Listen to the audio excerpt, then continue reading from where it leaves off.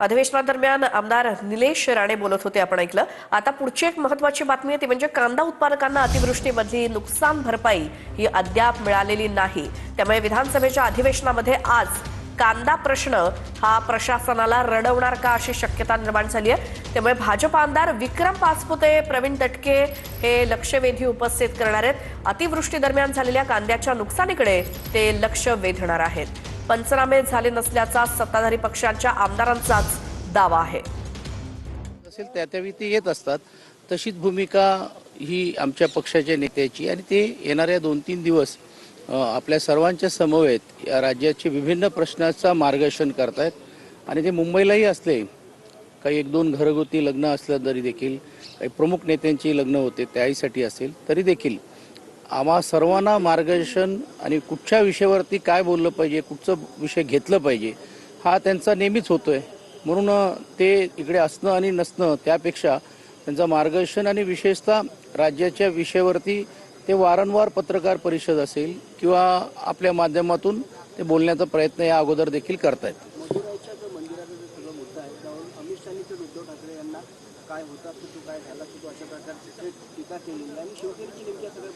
चला, किंवा आमच्या बाबतीत ते आजही दखल घेत आहेत, या गोष्टीचा आम्हाला आनंद आहे की राष्ट्रीय स्तरावरती पण देखील ज्यावेळी विषय येत असताना ते त्यांना आमची चिंता आहे। पण मला असं वाटते आम्ही खरं हिंदुत्व काय आहेत हे आम्हाला कोणी सांगायची गरज नाही आणि ते वारंवार आम्ही सिद्ध करण्याची भूमिका आम्ही घेतलेली आहे।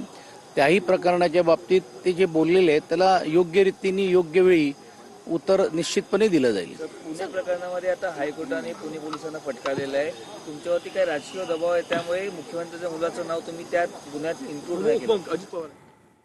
पुढची बातमी नाशिकमधली आहे। तिथे त्र्यंबकेश्वर तालुक्यातील मुलं विक्री प्रकरणामध्ये एक नवीन माहिती समोर आली आहे। जन्माआधीच मुलीचा बाप बदलल्याची धक्कादायक माहिती समोर आली आहे।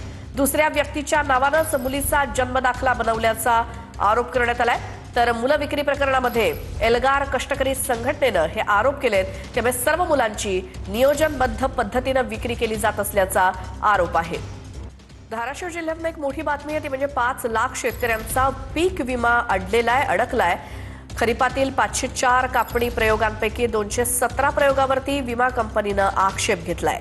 त्यामुळे धाराशिव जिल्ह्यातील 5 लाख शेतकऱ्यांनी 130 कोटी 79 लाख रुपये विमा भरला।